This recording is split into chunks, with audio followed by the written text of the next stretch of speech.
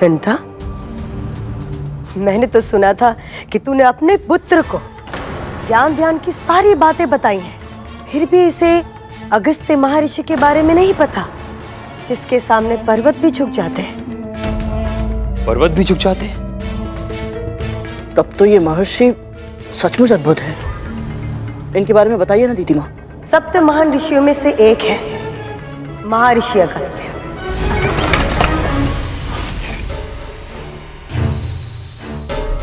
इतने शक्तिशाली हैं, इतने शक्तिशाली कि एक बार उन्होंने विशाल पर्वत को भी विवश कर दिया था अपनी आज्ञा मानने के लिए।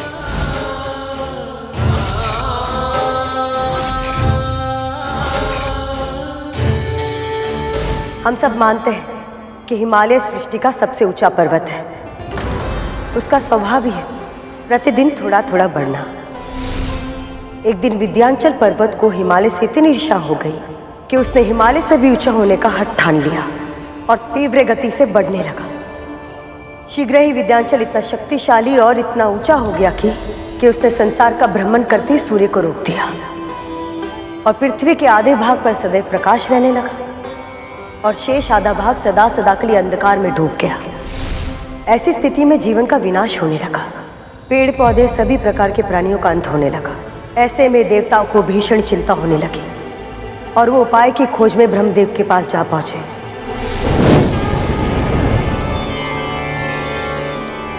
प्रणाम ब्रह्मदेव।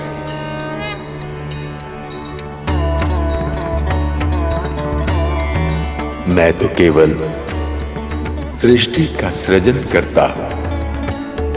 विंध्याचल को बढ़ने से रोकना मेरे सामर्थ्य में नहीं है। ब्रह्मदेव से इच्छा पूरी नहीं हुई तो सभी देवगण विष्णु के पास जा पहुंचे। प्रणाम विष्णु जी। सृष्टि में जो होता किसी न किसी कारण से ही होता और इसीलिए आपकी समस्या का समाधान करना मेरे लिए संभव नहीं। विंध्याचल के विकास को रोकने का उपाय महादेव शिव शंकर ही कर सकते हैं।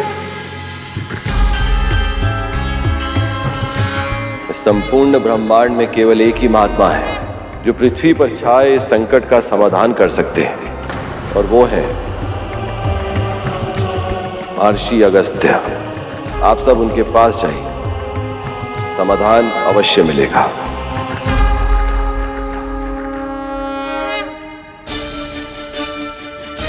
प्रणाम अगस्त्य ऋषि। विंध्याचल से भी बड़ा उसका अहंकार है। एक बार वो अहंकार समाप्त हो जाए तो आपकी समस्या अपने आप समाप्त हो जाएगी। पर उसका यह अहंकार समाप्त कैसे होगा?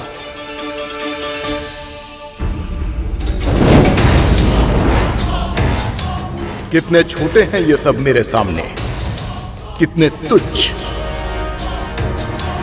ओम नमः शिवाय, ओम नमः शिवाय, ओम नमः शिवाय, ओम नमः शिवाय, ओम नमः शिवाय, ओम नमः शिवाय। मैं इतना विशाल हूं पर मेरी ओर आंख उठाकर भी नहीं देखा। ओम नमः शिवाय, ओम नमः शिवाय। अवश्य ही ये कोई बहुत सिद्ध महान ऋषि हैं।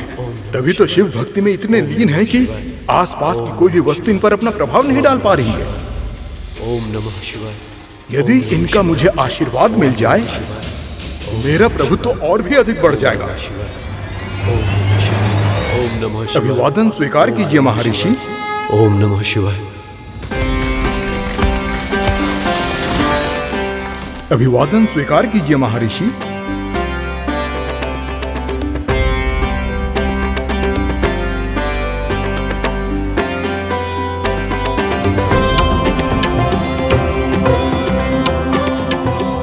कितना मनोहर है ये सब, ये धरती, ये आकाश। इन्हीं सब से तो मेरी सुंदरता भी है। ऋषि श्रेष्ठ, मुझे दर्शन देने के लिए आपका बहुत बहुत धन्यवाद। कृपया बताएं, आपके सम्मान में मैं क्या कर सकता हूं? ऋषि अगस्त्य। मैं दक्षिण दिशा की ओर जा रहा हूं। पर्वत श्रेष्ठ, जब तक लौट कर नहीं आता हूं आप ऐसे ही रहिएगा, दंडवत प्रणाम की मुद्रा में। यही मेरा उचित सम्मान होगा। जो आज्ञा महर्षि। महर्षि अगस्त्य ने उस दिन के बाद फिर कभी विद्यांचल पार नहीं किया।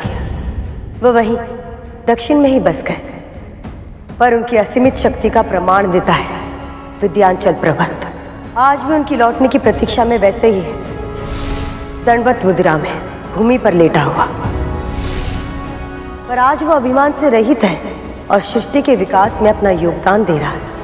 यह तो सचमुच बहुत महान ऋषि है। इनके दर्शन करना तो सौभाग्य की बात होगी। इतना अधीर मत हो गरुड़। अभी तक उनके व्यक्तित्व के एक ही पक्ष के बारे में जाना है तुमने, पर महर्षि अगस्त्य के व्यक्तित्व में बहुत कुछ ऐसा है जो सतह से नहीं दिखाई देता। उनके बारे में जानने के लिए गहराई में उतरना होगा। तेरे पिता महर्षि कश्यप बहुत शांत है, उन्हें देखते ही शीतलता का अनुभव होता है। किंतु वहीं दुर्वासा ऋषि, जिन्हें देखते ही क्रोध की अग्नि का अनुभव होता है। किंतु महर्षि अगस्त्य इन दोनों से भी विकट है। उनका व्यवहार अप्रत्याशित होता है। वो कब क्या करेंगे, किस पर प्रसन्न होंगे, किस पर क्रोधित होंगे और किसको अपना वरदान देंगे और किसको अपना श्राप, इसका अनुमान लगाना असंभव है। पिताजी और दुर्वासा ऋषि के सामने तो सावधान रहा जा सकता है, पर जिनकी प्रतिक्रिया का कोई अनुमान न लगा पाए, उनके सामने कोई कैसे व्यवहार करे? यही भूल उन दोनों ने भी की थी। आतापी वातापी के साथ क्या हुआ था, स्मरण है ना दीदी? ये कथा तो हमने भी नहीं सुनी माँ, बताइए ना, कौन थे आतापी वातापी? आतापी वातापी दो राक्षस थे। दोनों ने संसार में अपना आतंक मचाया हुआ था। एक दिन एक व्यापारी अपने घर लौट रहा था। उसे देख आतापी वितापी ने अपना रूप बदला और मायावी शक्ति से उस व्यापारी के साथ छल किया। फिर आतापी ने बोला, लगता है आप बहुत दूर से आ रहे हैं। मैं इस बकरे को खाने ही जा रहा था, वो तो शिव की कृपा से आपके साथ भेंट हो गई। आपको खाना खाने पीना नहीं जाने दूंगा मैं यहां से। मेरी कुटिया निकट ही है, आप आइए मेरे साथ।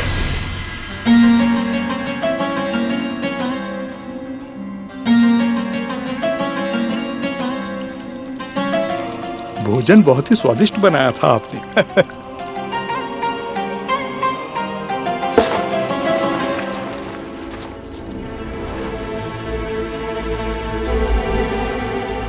ये आपके लिए छोटी सी भेंट।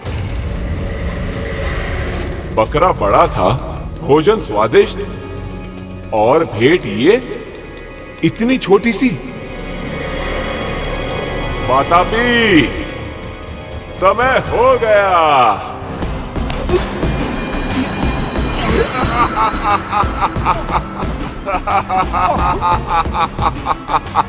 वातापी,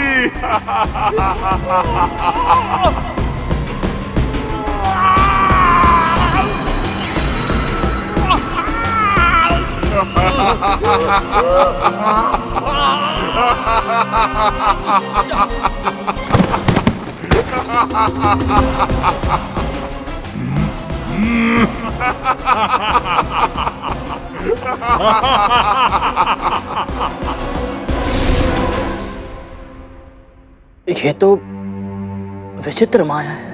पर माँ, महर्षि अगस्त्य की कथा का इनके साथ क्या संबंध है? एक दिन महर्षि अगस्त्य भी उसी मार्ग से जा रहे थे। ओम नमः शिवाय, ओम नमः शिवाय। तभी आतापी वातापी की दृष्टि उन पर पड़ी। ओम नमः शिवाय, ओम नमः शिवाय। पल भर में ही उनके मन में लोभ और जीवा में पानी आ गया। ओम नमः शिवाय, ओम नमः शिवाय। आतापी वातापी आज महाभोज का आनंद उठाएंगे। ये ढोल सब पेट फाड़ेंगे और स्वाद से खा जाएंगे। लगता है बहुत दूर से आए हैं ऋषिवर। देखिए, बिन भोजन मैं आपको जाने नहीं दूंगा, निकट ही मेरी कुटिया है, तो आइए।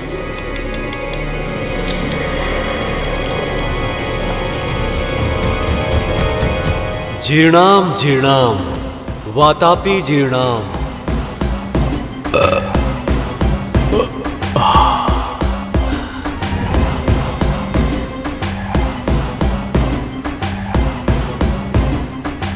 वातापी, वातापी, समय हो गया।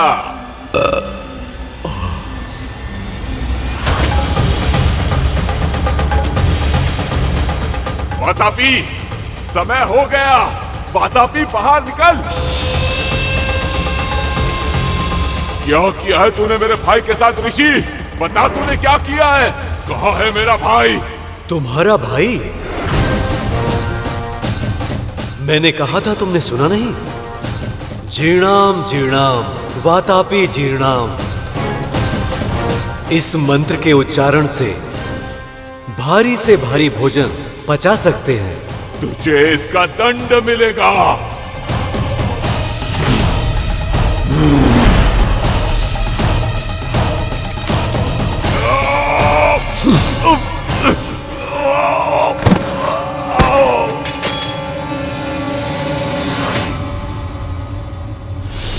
यदि अगस्त ऋषि इतने ही अप्रत्याशित हैं कि कब क्या करते हैं कहा नहीं जा सकता, तो क्या वो गरुड़ से प्रसन्न होकर इसे अपनी इच्छा से नोनी का साग देंगे?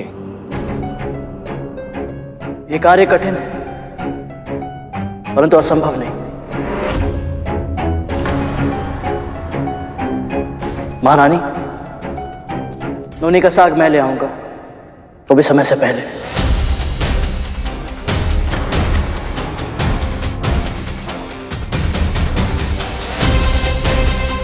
तुझे लाना ही होगा गरुड़। मेरे पुत्रों के प्राण आधर में है। अवश्य लाऊंगा महारानी, फिर चाहे मुझे अपने प्राण ही क्यों ना देने पड़े।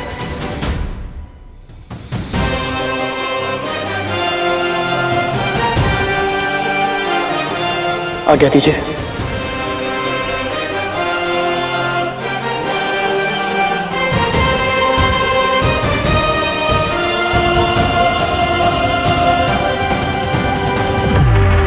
मैं गरुड़ के असफल होने की प्रतीक्षा नहीं कर सकती। मुझे स्वयं ही ये निश्चित करना होगा कि इनसे कोई चूक हो जाए और ये जीवित पुत्रिका के व्रत विफल हो जाए। पर कैसे करूं ये?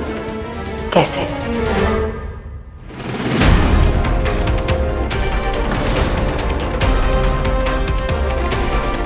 सूर्यदेव अस्त होने ही वाले हैं। मुझे शीघ्रता करनी होगी।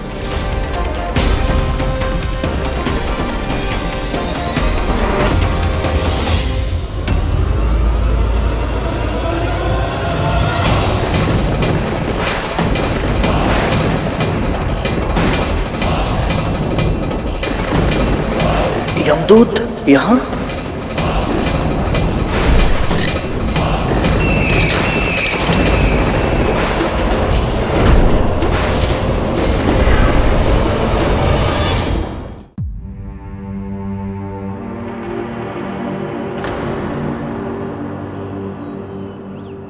क्या देख रहा है गरुड़?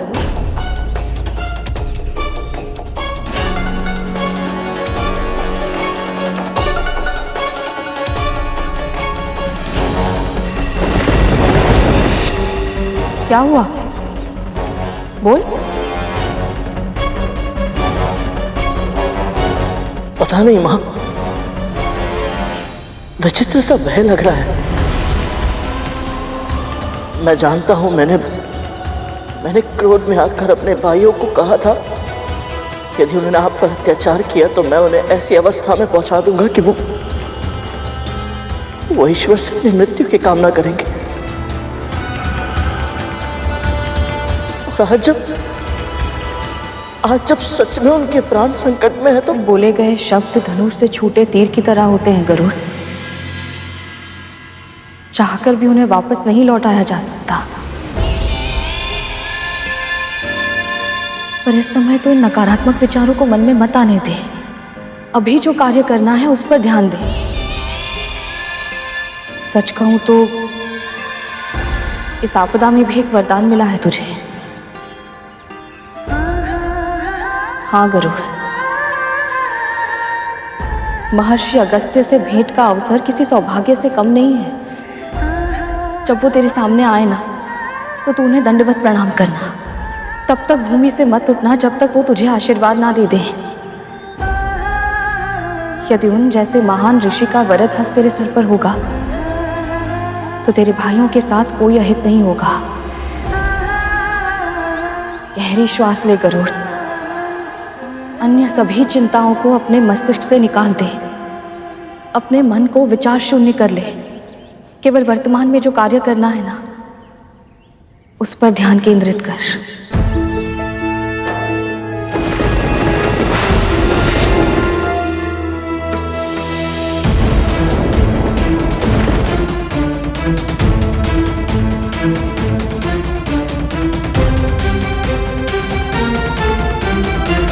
आज्ञा दीजिए मां।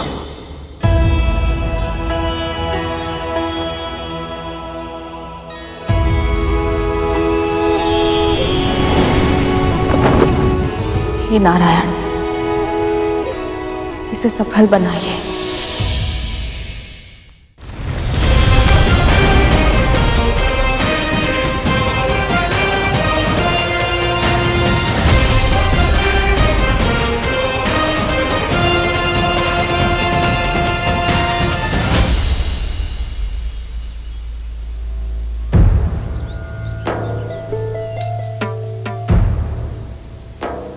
मेरी समझ के अनुसार आश्रम होना तो यही चाहिए, पर यहाँ तो कुछ भी नहीं है। ना आश्रम दिख रहा है और ना ही महर्षि और उनके शिष्य। कहीं मैं किसी और स्थान पर तो नहीं आ गया? ओम नमो नारायणाय नमः।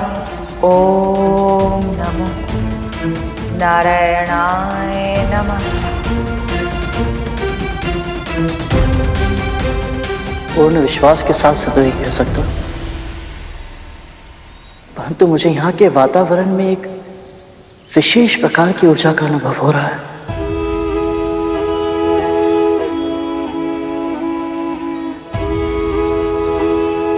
यदि आप सब महर्षि अगस्त्य की साधना शक्ति के साक्षी रहे हैं, तो कृपया मुझे भी उनकी आभा का दर्शन करवाइए। कोई संकेत दीजिए मुझे।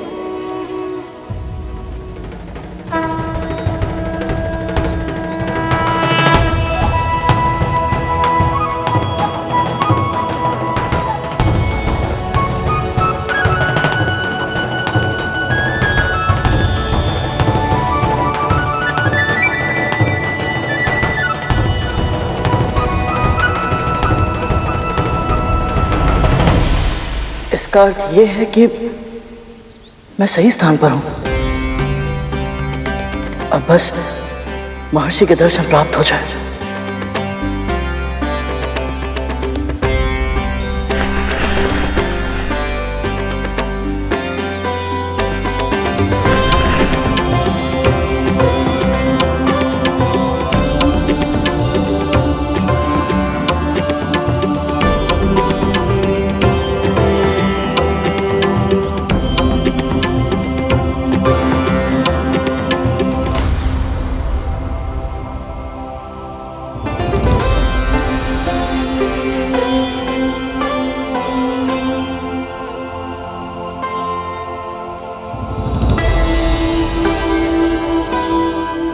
ओम नमः शिवाय। ओम नमः शिवाय। ओम नमः शिवाय। ओम नमः शिवाय। ओम नमः शिवाय। ओम नमः शिवाय। ओम नमः शिवाय।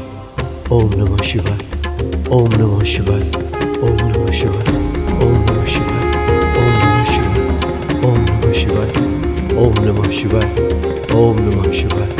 ओम नमः शिवाय।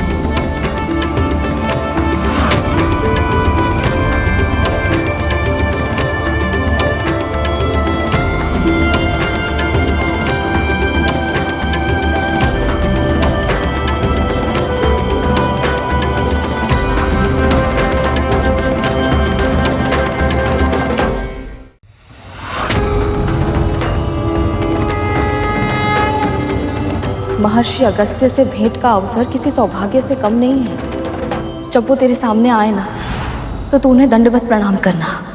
तब तक भूमि से मत उठना जब तक वो तुझे आशीर्वाद ना दे दे।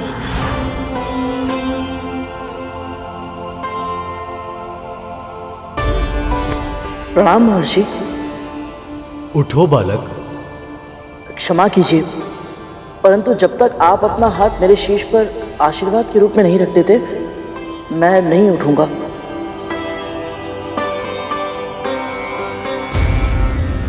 इस दासी ने तुझ पर हाथ उठाया कद्रू।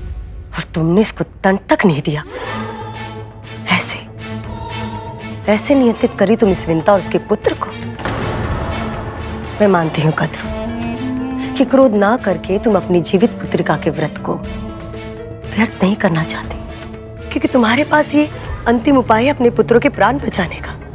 पर यदि तुम इन दोनों को उनकी मर्यादा नहीं सिखाओगी तो देखना कद्रू, ये दासी एक दिन तुम्हारे शीश पर बैठकर राज करेगी और तुम सिर्फ चुपचाप देखने के सिवाय कुछ नहीं कर पाओगी। ये स्वयं तुम्हें थप्पड़ मार सकती है, तो कल्पना करो कि भविष्य में वो अपने विशाल विकट पक्षी से क्या क्या करवाएगी। तुम हंस रही हो कद्रू? स्वर्ग में तुम्हें बहुत अच्छी नींद आती होगी ना दीदी? तुम्हें स्वप्न देखने की इतनी लत लग चुकी है कि तुम दिन में भी स्वप्न देखने लगी हो। एक तो दिवा स्वप्न, ऊपर से इतना आनंददायक। हंसू नहीं तो क्या करूं?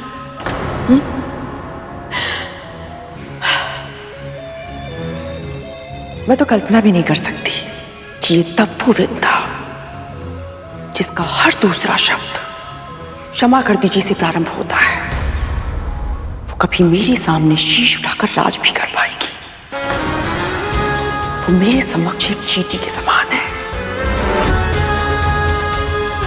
जैसे एक चींटी अपने भार से सहस्त्र गुना अधिक भार उठाकर चलती है, वैसे ये भी कभी अपराध बोध का, कभी अपने वचन का, कभी अपनी अच्छाई का और कभी दया का बोझ उठाकर अपने शीश पर लाद कर चलती है। कि मेरे सामने अपना स्वर उठाए, असंभव है ये, असंभव।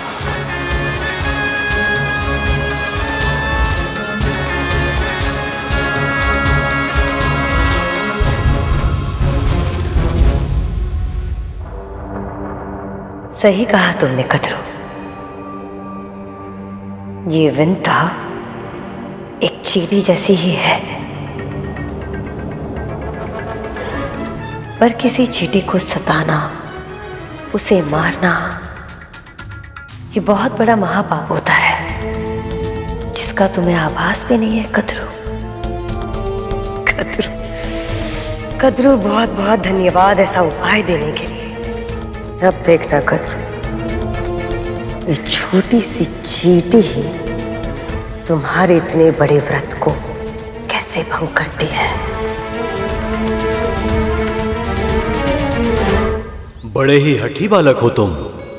आपसे हट करने की धृष्टता तो मैं स्वप्न में भी नहीं कर सकता। ये तो मेरी माँ की आज्ञा है गुरुदेव। उनकी आज्ञा का उल्लंघन मैं कभी नहीं कर सकता।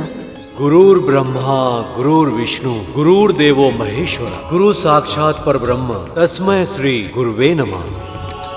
जिन गुरु के आगे त्रिदेव भी सम्मान से शीश झुकाते हैं, तुम उन्हीं गुरु की आज्ञा से अधिक अपनी माँ की आज्ञा को महत्व दे रहे हो। श्री गंगा जी के समान कोई और तीर्थ नहीं, श्री विष्णु के समान कोई और प्रभु नहीं, शिव के समान कोई पूज्य नहीं और माँ के समान कोई और गुरु नहीं। आप मेरे समानीय है गुरुदेव, परंतु संसार में माँ का स्थान कोई और कैसे ले सकता है भला? आप ही बताइए। तुम्हारी माँ ने तुम्हें उत्तम शिक्षा दी है गरुड़।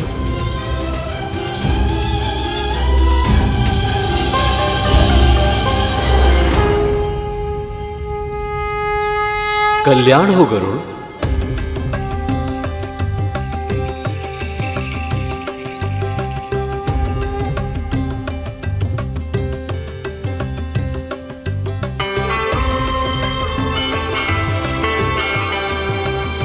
महर्षि, आप मुझे पहचानते हैं?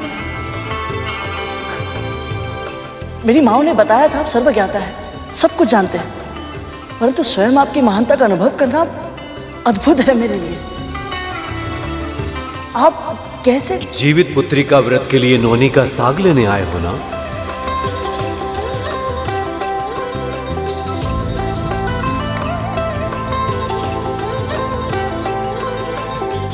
ये रहा, ले लो।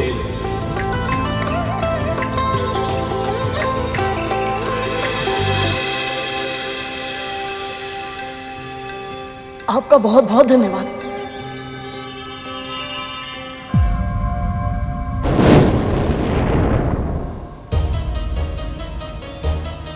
महर्षि,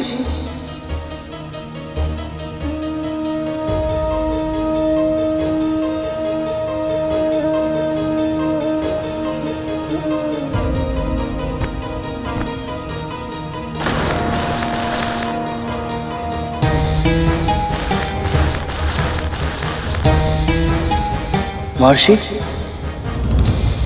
सही टोकरी पहचान लो और नोनी का साग लेकर जाओ।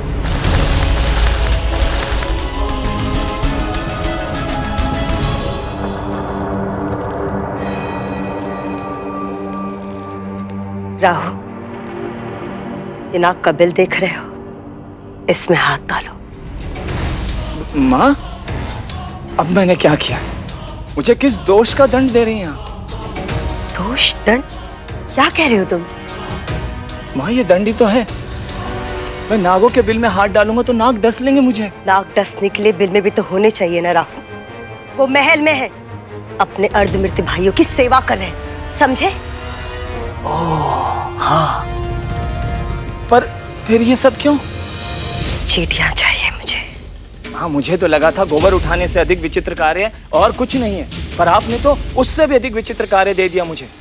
माँ, चींटियां क्यों चाहिए आपको? बकवास मत करो, व्यर्थ के प्रश्न पूछकर समय मत नष्ट करो। जो कह रही हूं करो, हाथ डालो। आप कह रही हैं तो, पर माँ,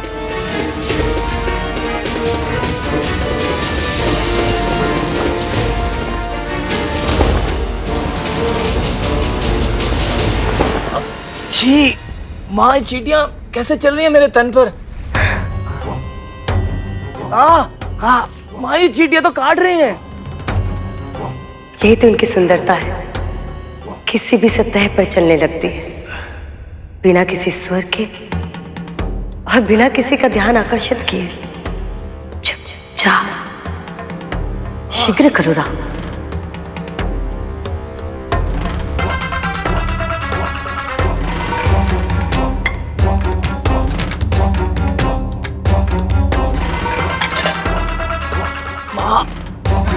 पकड़ो,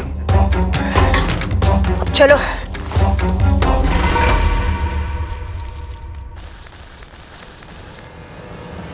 ये कैसा खेल है? महर्षि ने तो पूरी तरह से भ्रमित कर दिया।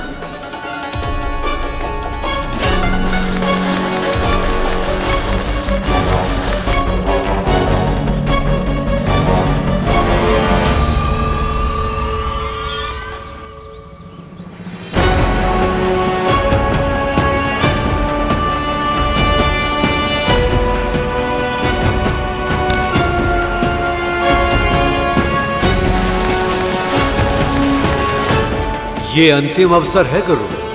यदि तुमने इस बार चूक कर दी तो तुम्हें नोनी का साग लिए बिना ही लौटना होगा।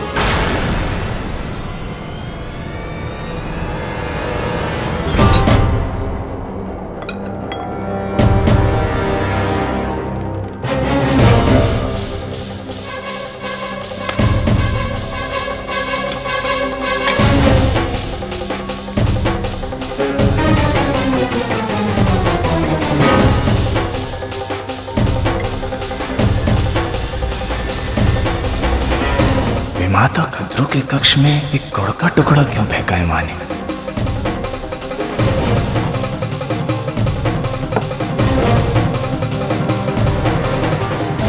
राहु, पकड़ो इसे ध्यान से।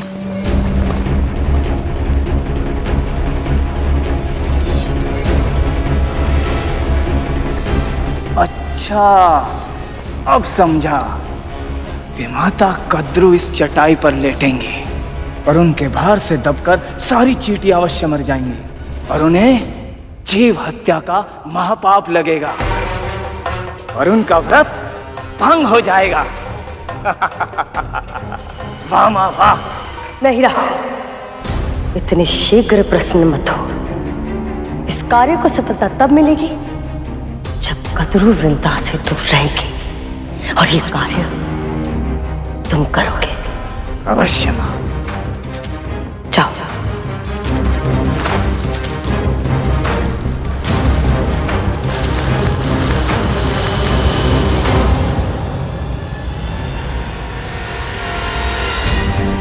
सूर्यदेव भी अब किसी भी क्षण अस्त हो जाएंगे। क्या करूं मैं? गहरी श्वास ले गरुड़। अन्य सभी चिंताओं को अपने मस्तिष्क से निकाल दे। केवल वर्तमान में जो कार्य करना है ना, उस पर ध्यान केंद्रित कर।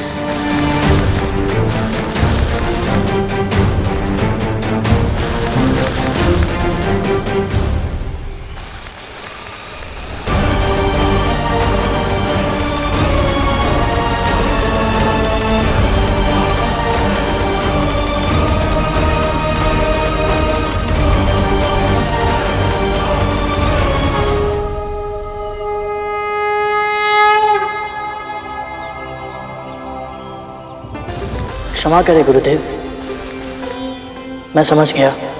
जब तक आप मुझे सिखाएंगे नहीं, मैं सही टोकरी चुनने में असमर्थ हूं। अच्छा शिष्य बनने के लिए उस व्यक्ति को सबसे पहले ये स्वीकार करना चाहिए कि उसे इस विषय का ज्ञान नहीं है और उसे सीखने की आवश्यकता है। व्यक्ति में विनय का गुण हो तभी वो ज्ञान प्राप्त कर सकता है।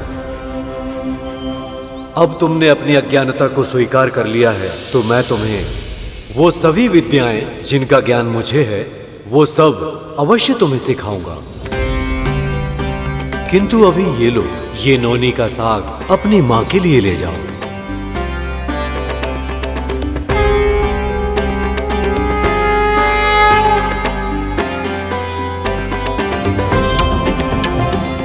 आपका बहुत बहुत धन्यवाद मौसी।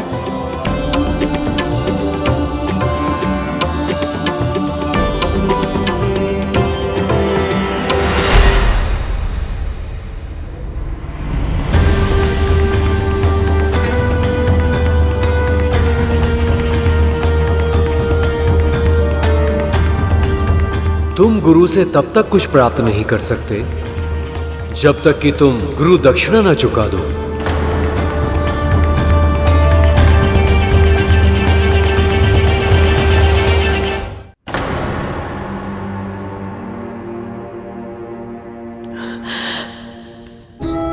मैं जानती हूं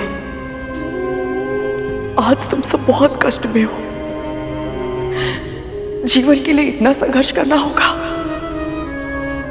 कभी सोचा भी नहीं होगा तुम सबने।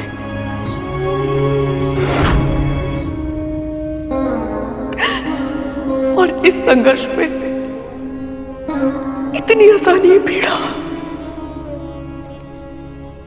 इसकी तो कल्पना भी नहीं की होगी। किंतु स्मरण रहे, तुम सबने कद्रू की गर्भ से जन्म लिया है। इस सृष्टि में आने का एक ही उद्देश्य है तुम सबका, त्रिलोक पर शासन करना। तुम सब हार नहीं मान सकते। नहीं, अपने आंतरिक बल को संचित करो मेरे पुत्रों, संचित करो। शीघ्र ही मेरा व्रत पूरा हो जाएगा, तुम सब फिर से जी उठोगे। बस तब तक के लिए। कद्रू, ये सब तुम्हें सुन नहीं सकते। पर क्यों दीदी? जब डिम्बे थे तब तो सुन लेते थे ना। फिर अब मेरा स्वर इन तक क्यों नहीं पहुंचेगा? हाँ, मैं जानती हूं अभी ये केवल मुझे उत्तर नहीं दे रहे, किंतु मुझे पूरा विश्वास है ये सब मुझे सुन पा रहे होंगे।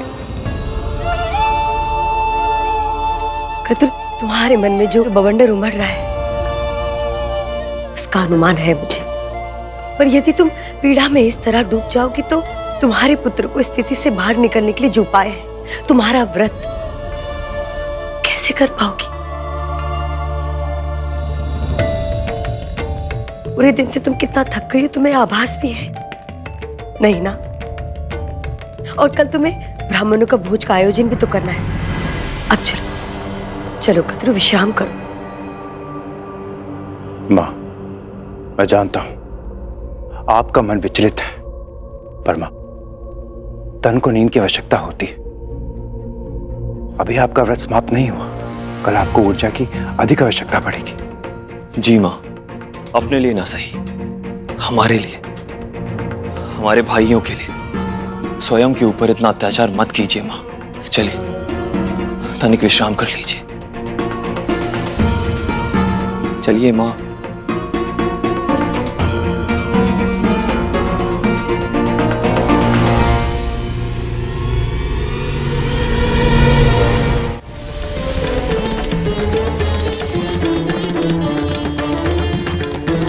आप जैसे महान सर्वज्ञाता महर्षि को भला मैं क्या दे सकता हूं? कुछ अधिक नहीं, बस वो दे दो जो एक पक्षी को सबसे अधिक प्रिय होता है। एक पक्षी को सबसे अधिक प्रिय तो उसके पंख होते हैं।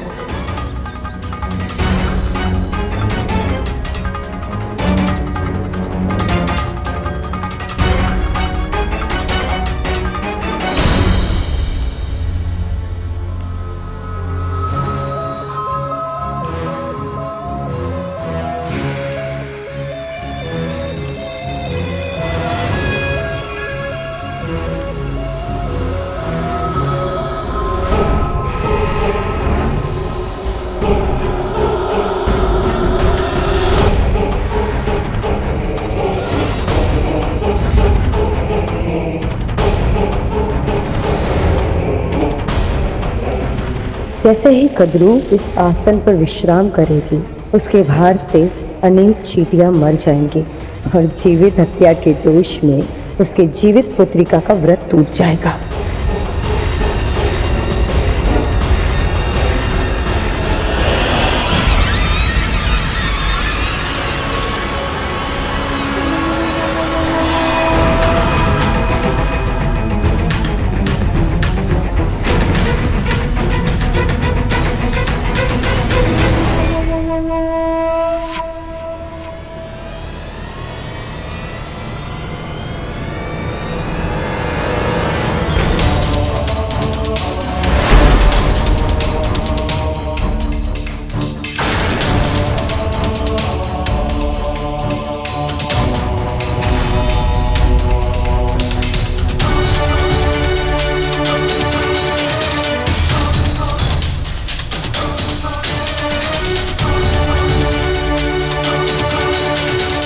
क्षमा करें महर्षि, परंतु आपकी इस आज्ञा का पालन करने में मैं असमर्थ हूं। मुझे लगा था तुम में इतने संस्कार तो अवश्य होंगे कि तुम अपने गुरु का सम्मान करोगे, अपने कर्तव्यों का पालन करोगे और अपने वचन को पूरा करोगे, पर तुमने मुझे निराश किया है गरुड़। नहीं नहीं गुरुदेव, मुझे क्षमा कीजिए। मेरे कहने का यह अर्थ नहीं था कि मैं आपको गुरु दक्षिणा नहीं देना चाहता। मेरा तात्पर्य तो बस ये है कि मैं चाहकर भी आपको दक्षिणा नहीं दे पाऊंगा। मेरे ये पंख बहुत शक्तिशाली है गुरुदेव। कोई भी साधारण तलवार इन्हें काट नहीं सकती। ये कोई साधारण तलवार नहीं है गरुड़। जहां इच्छा होती है वहां साधन अपने आप उत्पन्न हो जाते हैं गरुड़। इस संसार में ऐसी कोई वस्तु नहीं जिसके सामने इस तलवार की धार हार जाए।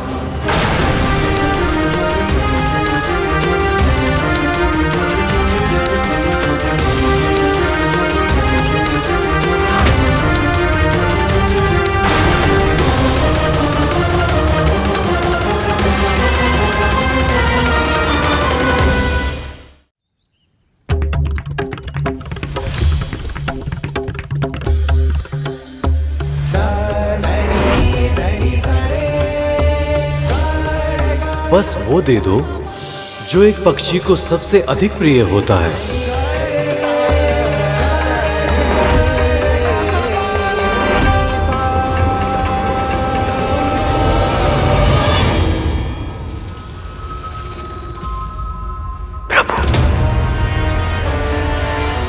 आपसे कुछ नहीं छुपा है।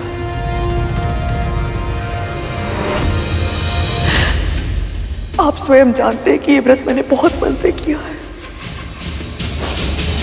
यदि भूल से भी कोई भूल हो गई हो तो मुझे क्षमा कर देना। मैं जानती हूँ आपके प्रति मेरी श्रद्धा में कोई कमी रह गई है, किंतु विंता तो आपकी परम भक्त है ना प्रभु। वो भी मेरे पुत्रों के लिए प्रार्थना कर रही है, उसने भी व्रत रखा है। विंता की पुकार सुन लीजिए प्रभु, सुन लीजिए,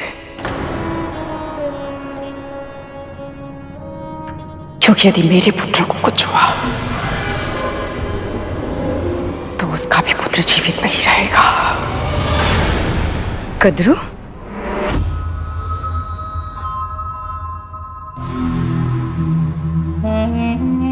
कद्रू, मैंने तुम्हें विश्राम करने के लिए कहा था ना? अवश्य करूंगी, किंतु जाप करने के बाद।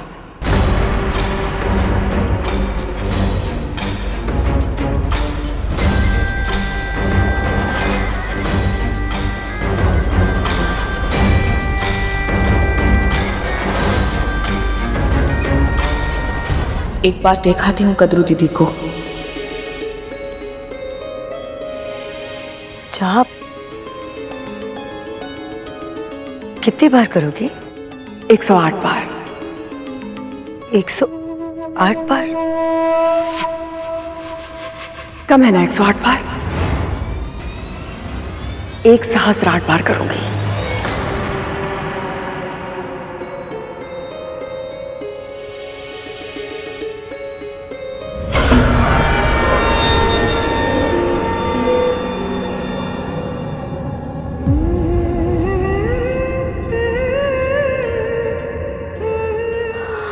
बहुत बहुत धन्यवाद प्रभु, आपने मुझे जीव हत्या का महापाप करने से रोक लिया।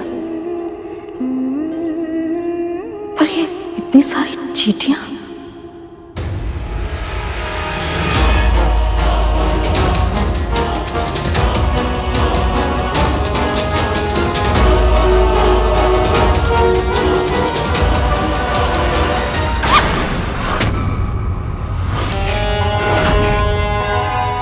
कुछ खाने को मिलेगा विमाता? हाँ,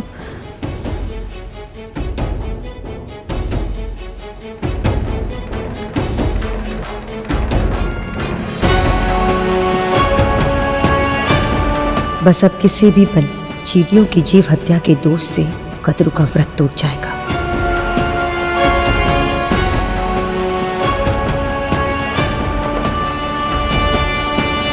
ये तो चटाई के कोने पर जाप करने बैठ गए, जहाँ चींटियां है ही नहीं। यदि इसका व्रत पूरा हो गया तो मेरी सारी योजना व्यर्थ हो जाएगी।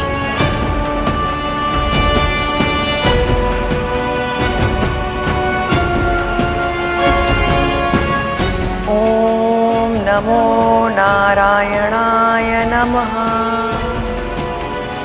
ओम नमो नारायणाय नमः।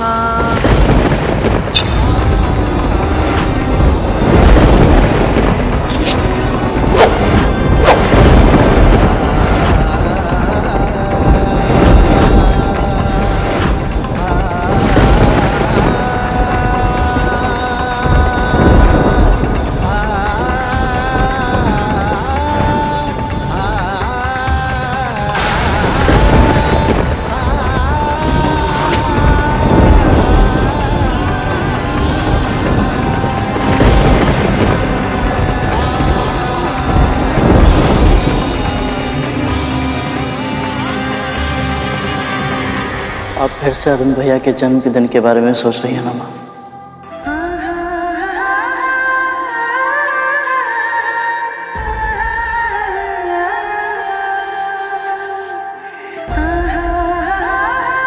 कभी कभी जब मैं अरुण को देखती हूँ, मुझ में जो कुछ भी बुरा है सब जैसे बांध तोड़कर बाहर आ जाता है। उसे जब देखती हूँ तो मेरे सारे दोष मेरे सामने आकर मुझे सत्य का दर्पण दिखाते हैं। कहते हैं, देख विंता, तेरे कारण तेरे पुत्र को अर्धविकसित अवस्था में जन्म लेने पर विवश होना पड़ा। पर फिर जब पलटकर तुझे देखती हूँ तो लगता है कि इस जीवन में कुछ पुण्य तो अवश्य किए होंगे मैंने, जो तेरे जैसे संपूर्ण, संस्कारी, बुद्धिशाली और बुद्धिमान पुत्र की माँ कहलाने का सौभाग्य प्राप्त हुआ है मुझे। जब तुझे देखती हूँ ना गरुड़, तो ये जीवन मुझे एक उत्सव लगता है। जब तू अपने ये पंख फैलाकर आकाश में उड़ान भरता है ना, तो मेरी आत्मा विस्तार पा जाती है। ऐसा लगता है मुझे कि स्वयं प्रभु विष्णु के चरण छू रही हूँ मैं।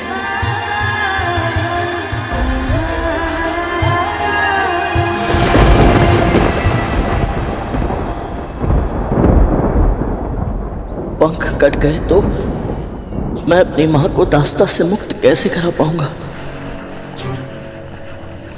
अपने भाइयों को दिया वचन कैसे निभा पाऊंगा? पिताजी की आशाओं को पूरा कैसे कर पाऊंगा? और सबसे आवश्यक तो ये है कि बिना पंखों के मैं समय से पहले महल कैसे पहुंच पाऊंगा, ताकि मेरी दोनों माओं का व्रत सफलतापूर्वक पूरा हो जाए और मेरे नाग भाइयों के प्राणों की रक्षा हो पाए।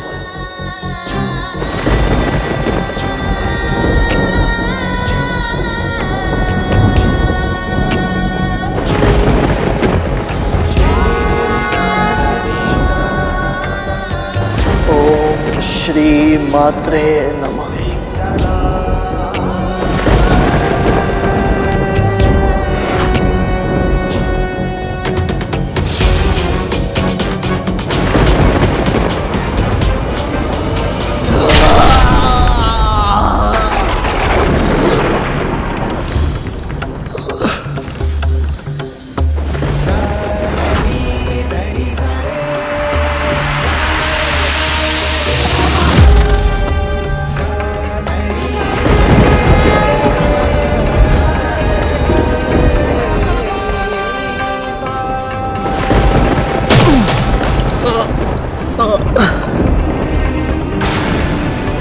हे नारायण, मुझे अचानक इतनी पीड़ा क्यों हो रही है? कहीं मेरा पुत्र किसी संकट में तो नहीं?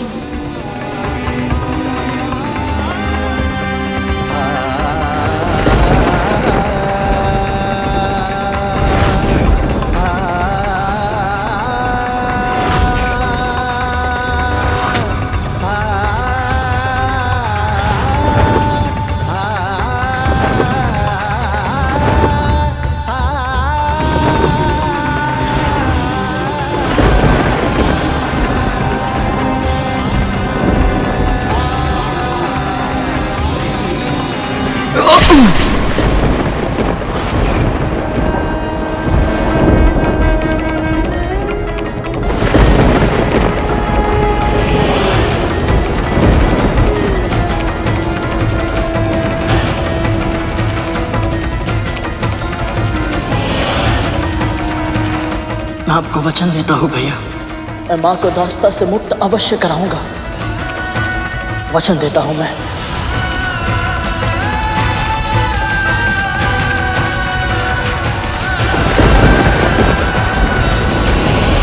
पुत्र गरुड़, अपने उद्देश्य को भूलकर तुम यहाँ क्यों रुक गए? एक बार किसी कार्य को करने का निश्चय कर लो तो फिर मन को भटकने नहीं देना चाहिए।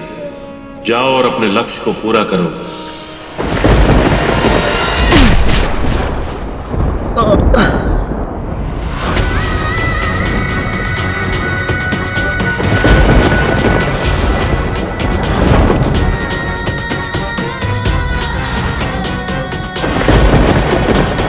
महारानी, मैं नोनी का साग समय से पहले ले आऊंगा, फिर चाहे मुझे अपने प्राण ही क्यों ना देने पड़े।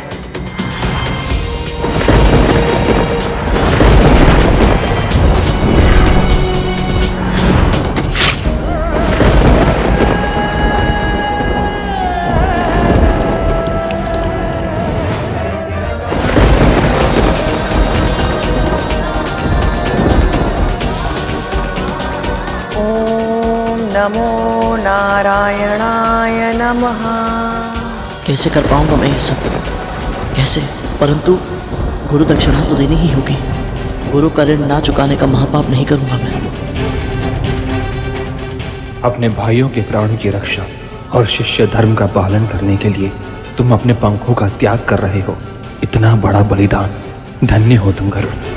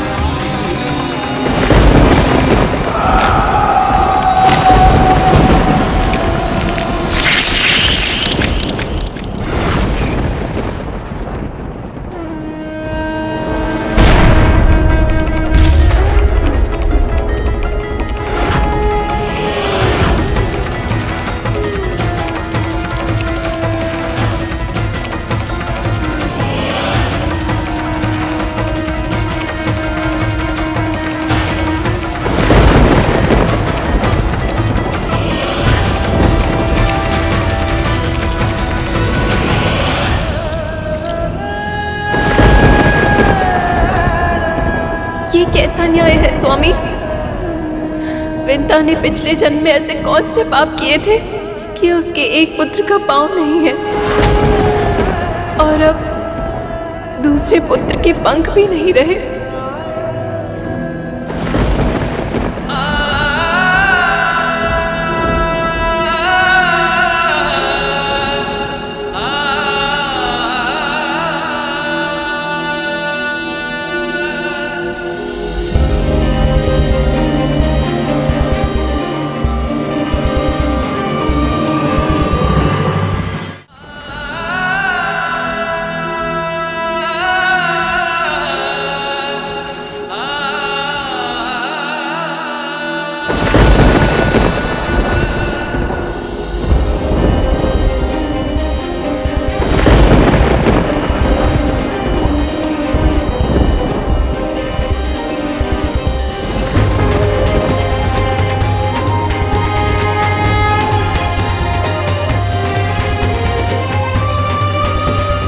तूने क्या किया भाई? अब हमारी माँ को उनके कष्टों से मुक्त कैसे करवाएगा तू?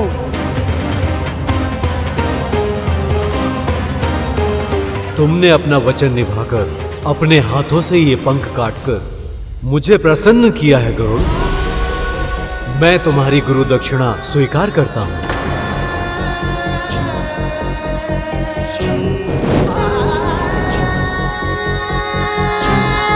ये लो, ये नोनी का साग ले जाओ और अपने भाइयों के जीवन की रक्षा करो गरुड़।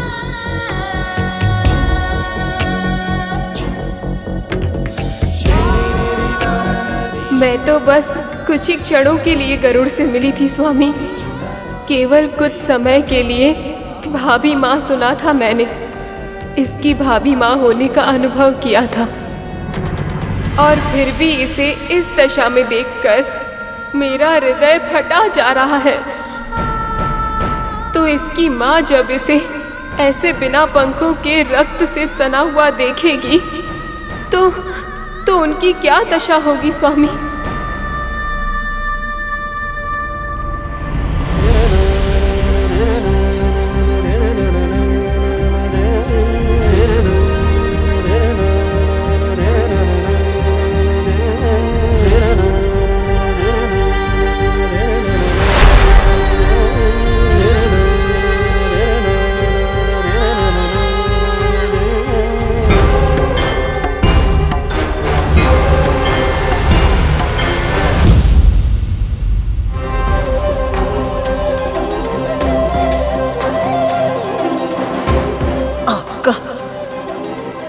बहुत बहुत धन्यवाद गुरुदेव। आज्ञा दीजिए।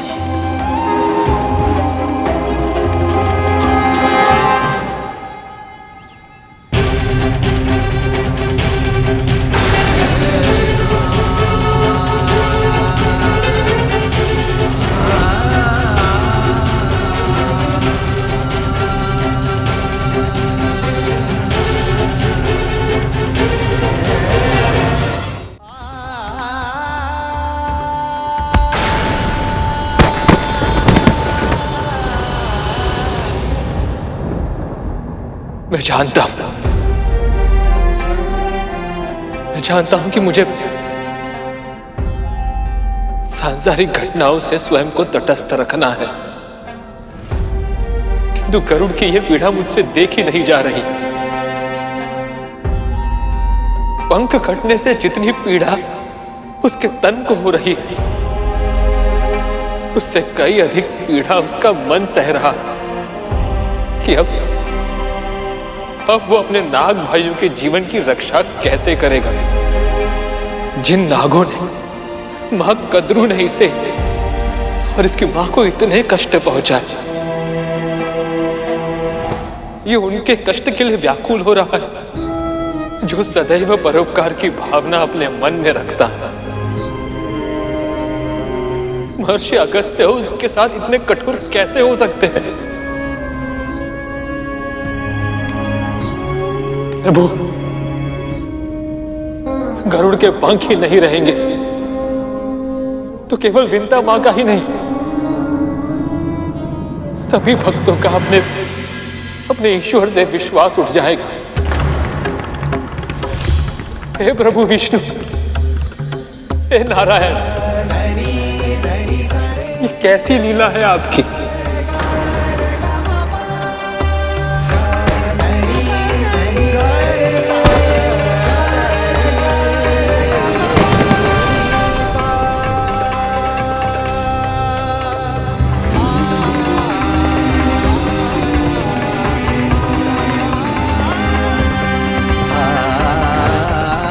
तो क्या बिना पंखों के मेरे तन में तनिक भी शक्ति नहीं है?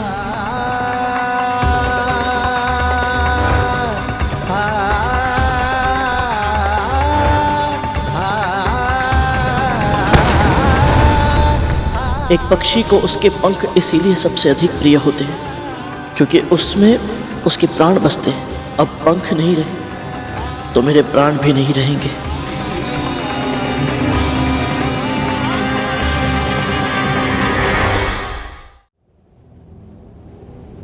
क्षमा कीजिएगा मां, आपका गरुड़ आपको दिया वचन पूरा नहीं कर पा।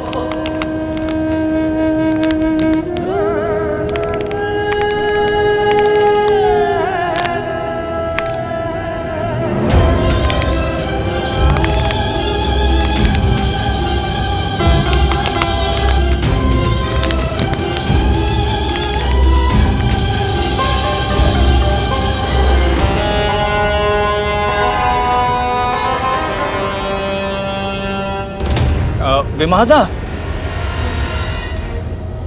और भोजन दीजिए ना।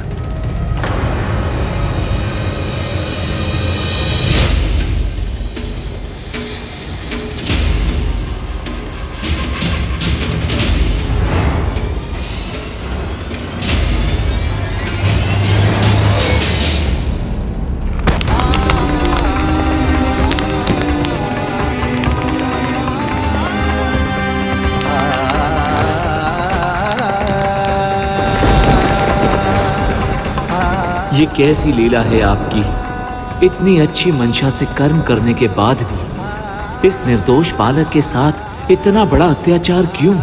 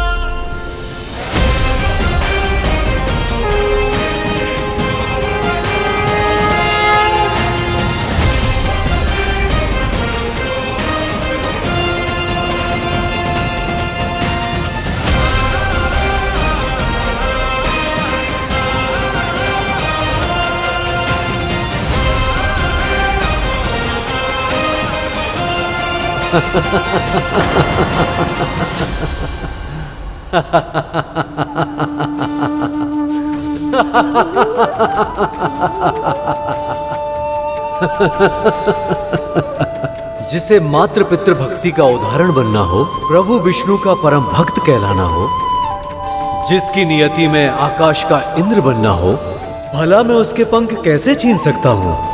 समय आने पर मैं तुम्हें प्रशिक्षित अवश्य करूंगा पक्षीराज, ताकि तुम्हारी कुंडलिनी जागृत हो और तुम अपने जन्म लेने का उद्देश्य पूरा कर सको। शीघ्र ही तुमसे भेंट होगी। अब जाओ, तुम्हारा कल्याण हो पुत्र।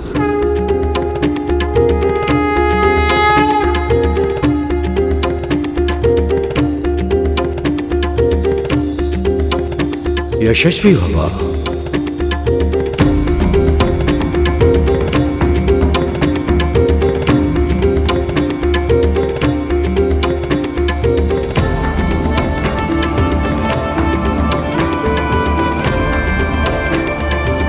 अब मैं जाकर ये नोनी का साथ माताओं को दूंगा, ताकि वे अपना व्रत पूर्ण कर पाए और मेरे नाथ भाई शीघ्र ही स्वस्थ हो जाए।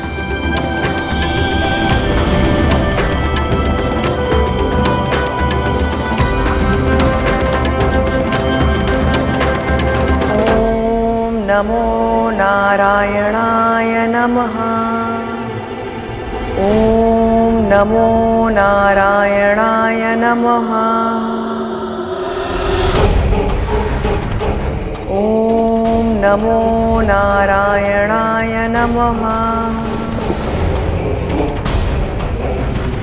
गुड़ को कतरू के निकट कर देती हूँ, ताकि चींटियाँ भी उसके निकट चली जाए। ओम नमो नारायणाय नमः। ओम नमो नारायणाय नमः।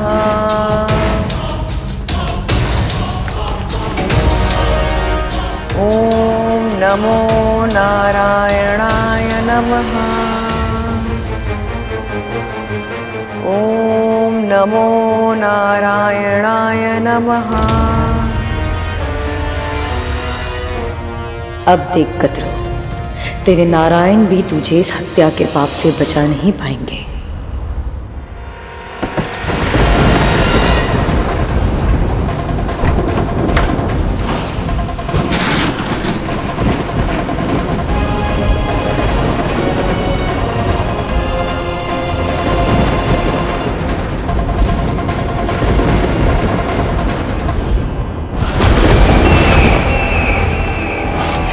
ये तो यमदूत है। तो क्या ये मेरे भाइयों के प्राण हरने आए हैं?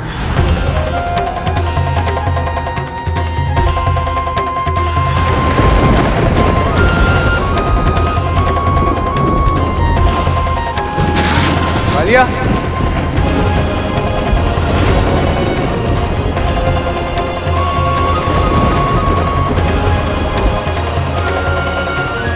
क्या हुआ तुझे? तू अकेला क्यों खड़ा है? ये तेरी आंखों में आंसू? भैया मुझे लगता है हमारे भाई नहीं रहे। क्या क्या बोल रहे तू? भैया मुझे आभास हो रहा है कि हमारे भाई नहीं रहे। माँ जितने भी जब तब व्रत रख ले, अब बहुत देर हो चुकी है भैया। और पता है भैया, अभी मैंने उसे भी देखा। किसे देखा? उसे।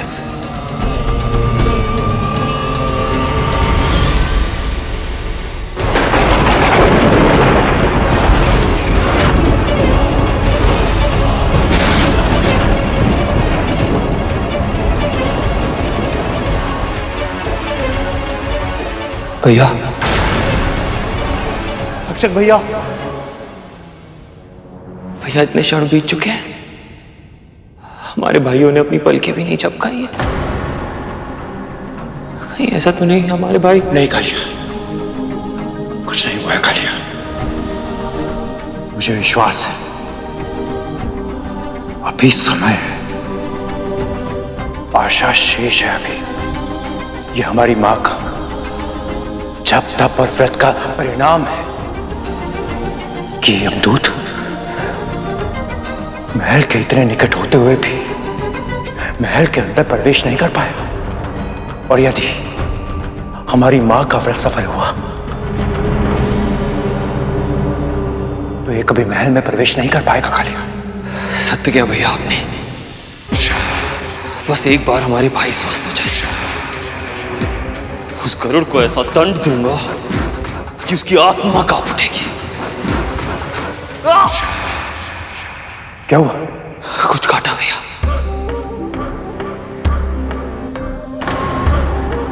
लगता है किसी चींटी ने काटा है। नहीं कालिया, नहीं। यदि तूने जीव हत्या की तो इस चींटी के प्राण लेने के लिए उस यमदूत को महल में प्रवेश करने का अवसर मिल जाएगा।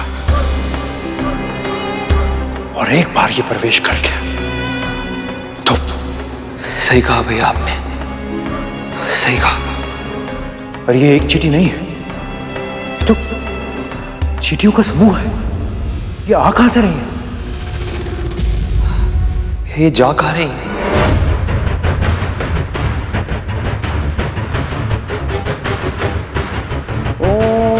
नमो नारायणाय नमः। ओम नमो नारायणाय नमः। ओम नमो नारायणाय नमः। कद्रू दीदी का जाप समाप्त होने वाला होगा, मैं देख कर आती हूँ। माता कहाँ जा रहे हैं? और भोजन दीजिए ना।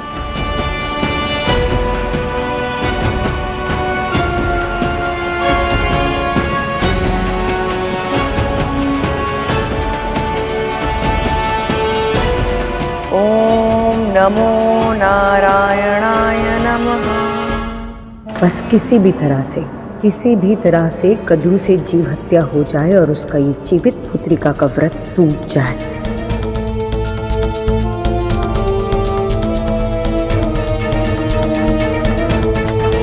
अब तुम विश्राम करो। लाओ माला मुझे दे दो।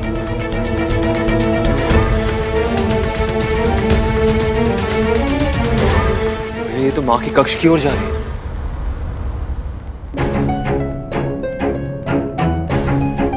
ये दोनों इतनी शीघ्रता में कहाँ जा रहे हैं? सब ठीक तो है?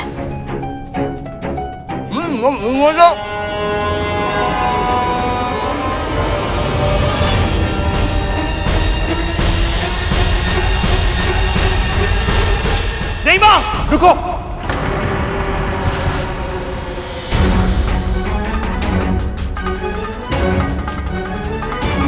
आपके कक्ष में चींटियां हैं। झरोखे से सीधा आपकी चटाई के नीचे आई।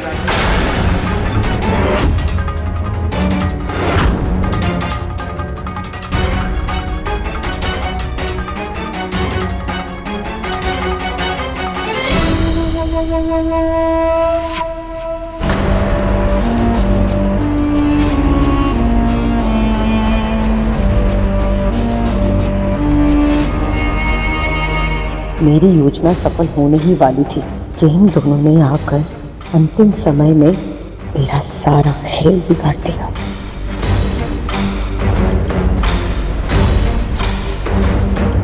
ये देखिए माँ,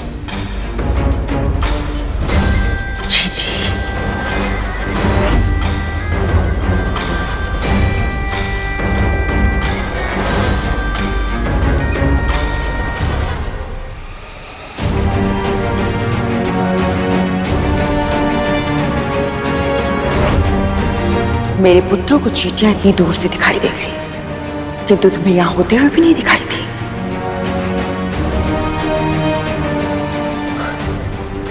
खतरू, तुम इतनी सुंदरता से माला जप रही थी, मैं बस तुम्हें देखती रह गई। समय इसके साथ है, क्योंकि इस समय से कुछ नहीं कह सकती मैं। क्रोध में कहे अपशब्दों से व्रत टूटने का भय है।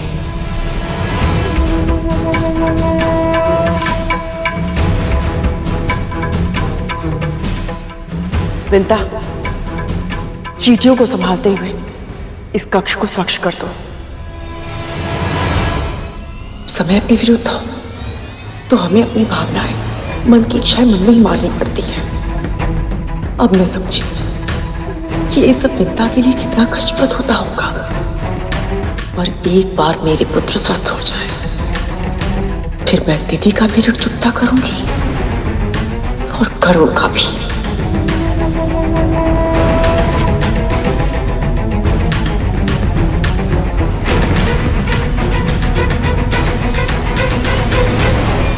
बस अब गरुड़ शीघ्र ही नोनी का साग ले आए ताकि आगे के अनुष्ठान की तैयारी हो सके।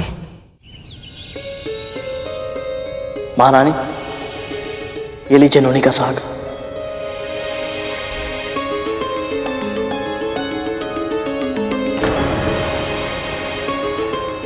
तू नोनी का साग ले आया, वो भी महर्षि अगस्त्य से? इतनी शीघ्र कैसे? हाँ गरुड़, इतना कठिन कार्य तूने इतनी आसानी से कैसे कर लिया? मैं तो केवल माध्यम हूं। सत्य तो यह है कि मेरे साथ दोनों माओं के व्रत की शक्ति है, इसीलिए सभी कार्य समय पर हो पा रहे हैं।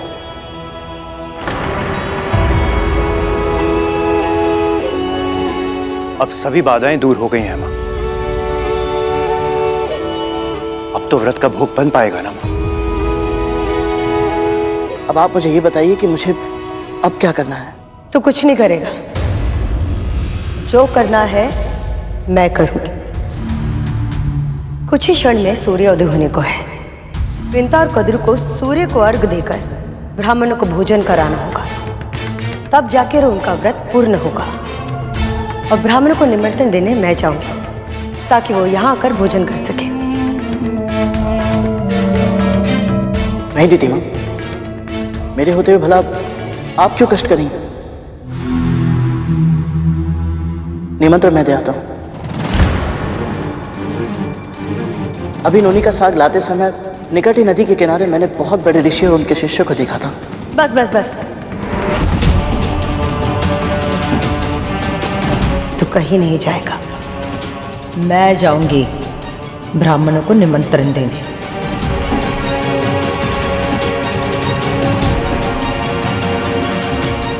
दीदी सही कह रही है गरुड़। तुम अर्घ और भोग की तैयारी करने के लिए अपनी मां के साथ जाओ।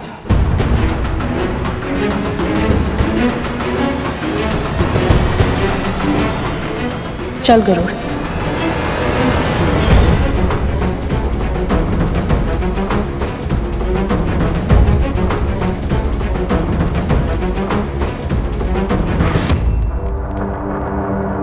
मां, अब कौन सी चाल चल रही है आप?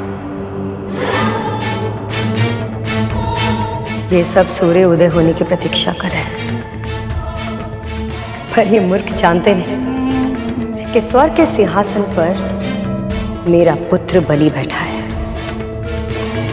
चांद सूरज तो क्या, हर देवता, प्रकृति का हर तत्व मेरे पुत्र के नियंत्रण में है। बलि, मेरे पुत्र, मैं तो बस इतना चाहती हूँ कि सूर्य शीघ्र उठ जाए, ताकि विंता और कद्रू को अपनी व्रत की तैयारी करने का समय ना मिले। और अगर सही समय पर उसने सूर्य को आग्रह नहीं दिया तो उसका व्रत टूट जाएगा और सारा का सारा दोष आएगा उस गरुड़ पर। हमारे दो बड़े शत्रुओं में से एक शत्रु का अंत हो जाएगा और दूसरा शक्तिहीन।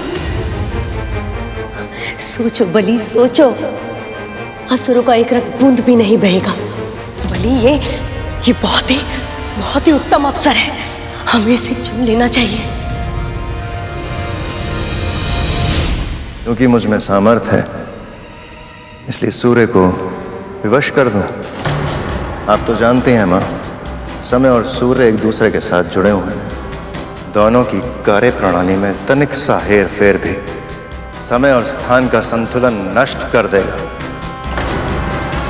यदि ऐसा हुआ मां, तो वर्तमान समस्याओं से कई गुना अधिक जटिल समस्याएं हमारे समक्ष उत्पन्न हो सकती हैं।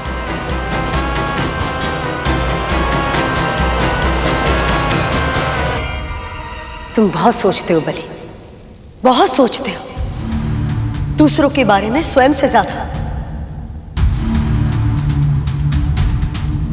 कभी कभी तो मुझे लगता है कि तुम्हें सारे गुण केवल अपने पिता के, अपनी मां का एक भी गुण नहीं है तुम में। मैं आपको दुखी नहीं करना चाहता हूं, किंतु आप जो कह रही हैं वो भी उचित नहीं है। समय के चक्र में विघ्न डालने का प्रभाव न केवल विमाता विनेता और कद्रू के व्रत पर पड़ेगा, बल्कि न जाने कितने महान ऋषियों की तपस्या पर भी इसका दुष्प्रभाव पड़ जाएगा। और मां, इस समय स्वयं महर्षि दुर्वासा अपने शिष्यों के साथ उसी स्थान में है। यदि सूर्योदय होने के समय में हुए इस फेरबदल से उन्हें क्रोध आ गया तो जो होगा देखा जाएगा बलि। पर यदि तुम इस यदि वो के हेर फेर में पड़ के रह गए ना, तो कभी भी किसी भी अवसर का सदुपयोग नहीं कर पाओगे। सत्य तो यह है बलि कि जब से तुम इस सिंहासन पर बैठे हो, तुमने ऐसा कोई भी कार्य नहीं किया जिससे समस्त संसार को यह पता चले कि स्वर्ग में अब देवताओं का नहीं, असुरों का राज है। बलि, यह अवसर हमारे सामने वरदान बनकर है और संसार को बता दो कि बलि कितना शक्तिशाली है।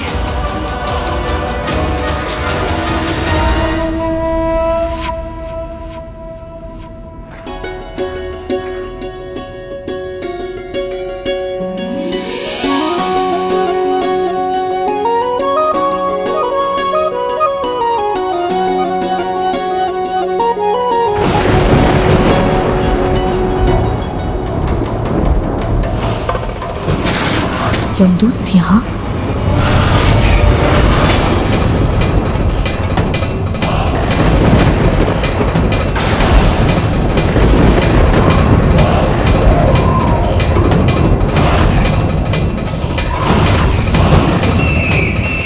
ये कहीं कोई अनहोनी का संकेत तो नहीं है?